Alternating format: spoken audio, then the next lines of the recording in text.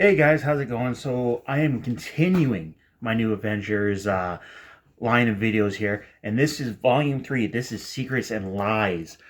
This is probably one of my top favorites of the new Avengers books.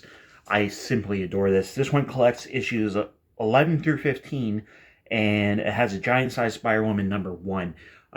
I love how they did the Spider-Man woman issue in this. It explains her background and what she's doing when she wasn't Spider-Woman, and how she gets recruited by Nick Fury to join S.H.I.E.L.D. as kind of a double agent of Hydra. So she's working with Hydra and Madam Hydra, and then she's working with Nick Fury, then she's working with the Avengers. So she's like a triple agent working through all these systems and trying to bring down Hydra. But this introduces Ronin. Now, Ronin is a very interesting character. He is not who he seems to be in this book. And then later on, I think there's been like 3 or 4 different versions or different characters that betrayed Ronin. But this one, it's surprising. I'm gonna spoil it. Don't worry. But I really don't want to, but I think for the sake of the story, I might have to. It says, shedding light on new Avengers' dark secrets. First, it's the debut of the mysterious new Avenger everyone's been talking about. Who is Ronin and why Captain America recruited him into the fold? When Cap catches Spider-Woman double dealing the new Avengers and corners her, how did she get her powers back, and whom does she answer? Yeah, so Brian Michael Bendis is back. Who did the art? Oh, it's always fun to figure out who does the art on this one. David Finch. How can I not remember David Finch? David Finch is a very talented artist. He's done amazing work. Did he do the first volume? I think he might have done the first volume. So, Breakout. But I love his work on Moon Knight. He brought Moonlight to a whole new level. But we're not talking about Moon Knight here. So we're going to get into it. Now, they have to go to Japan, and they're going to meet Ronin. They're trying to capture Madam Hydra, and she is working with the Silver Samurai at this point. And if you know Silver Samurai, he's a Wolverine villain. But as you can see here, it opens up in Osaka, Japan, and you just see Ronin just kicking ass. That's pretty cool. And the Avengers, Captain America is trying to recruit Daredevil to be on the Avengers, but Daredevil is not a team player. He knows he's not a team player, so he's not going to join. But he goes to Captain America. He goes, I know somebody that can help you in Japan. And that's when Ronin comes in. So Daredevil hooked up Captain America with Ronin. And Ronin's basically spying on Madam Hydra and trying to find dirt for Captain America. So if I can get, yeah, there's Madam Hydra there. And she kind of has the thing for Silver Samurai, but he doesn't want anything to do with her. I've never felt Madam Hydra to be like a huge threat in the comics. More like a side character. And she's working with the Hand. The Hand's in here. That's a Daredevil villain too. So Ronin's kicking all kinds of ass. So the Avengers go to Japan, try to save Ronin, and he just gets messed up by the Hand. Gets ninja stars and arrows all over him. So they show up, and the whole point is to capture Madam Hydra. And Silver Samurai basically betrays her, and they capture this huge fight scene. I love these huge fight scenes. Luke Cage gets thrown out the window, and he gets all the way to the bottom, and he has to take the elevator back up. And they're all fighting again.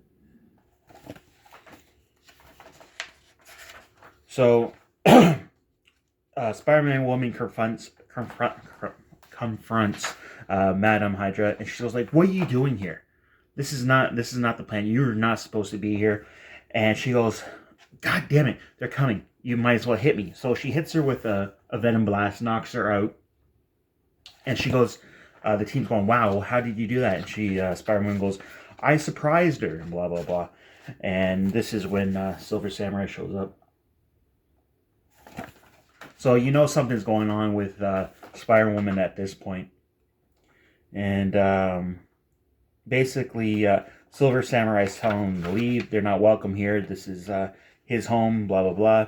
So he goes, just take Madam Hydra and go. So they're on the Q jet, and they're trying to figure out, or Spider-Man and Luke Cage, or mostly Spider-Man is trying to figure out who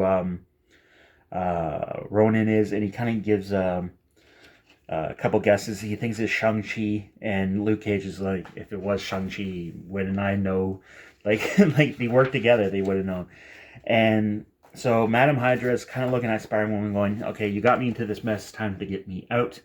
And she hits the door release, escape hatch. And Madam Hydra just basically gets out of the plane. Through the vacuum, Captain America gets hit, he gets knocked out, and Spider-Woman has to go save him. I don't know, Iron Man could have, but he had to go fly the plane, so she's trying to grab him. She grabs him at the last minute.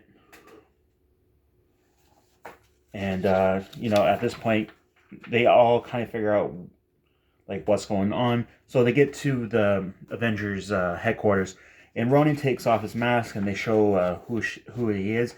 And it's Mia Lopez. She is Echo. At this point, she's Echo. They change up sooner or later. Yeah, so if you read the Daredevil comics, she kind of had... I think she's deaf. I'm not too sure too much about Echo at this point, because I haven't really read up on her. But I think she's like Daredevil to a point where she has reflexes and, or like Taskmaster, she has kind of those kind of reflexes. But yeah, so Spider-Woman's sitting in the kitchen, and Cap kind of sits beside her, and he goes, "Who are you working for?" Just like bluntly says, like, "You are working for somebody. Who is it?" And he wants to know. So this kind of jumps into Spider-Woman number 1. It shows you the backstory. So she's like a private investigator. She's not making much money. She doesn't have her powers anymore, and she gets recruited by Shield to become Spider-Woman. So they give her powers back, and the whole point is that she is going to be a double agent for Hydra. And you can see there's a little backstory explaining stuff. She gets recruited by Nick Fury. She goes, you know, if they find out I'm working for you, I am dead. I am so dead. And he goes, don't worry about it. I got your back. And this is the white Nick Fury. This is not the black Nick Fury there. So they give her powers back. And now she is Spider-Woman once again. There she is. So, yeah, it wasn't a bad... Spider-Woman's not a bad issue. I kind of like it. It kind of... And they kind of bring in Miss Marvel, because Miss Marvel and Spider-Woman are really close. They're best friends in this book. And Captain America kind of offers her a position in the New Avengers. She goes, you know, that's not my life anymore. That's not who I am. Thanks, but I'm not going to do it.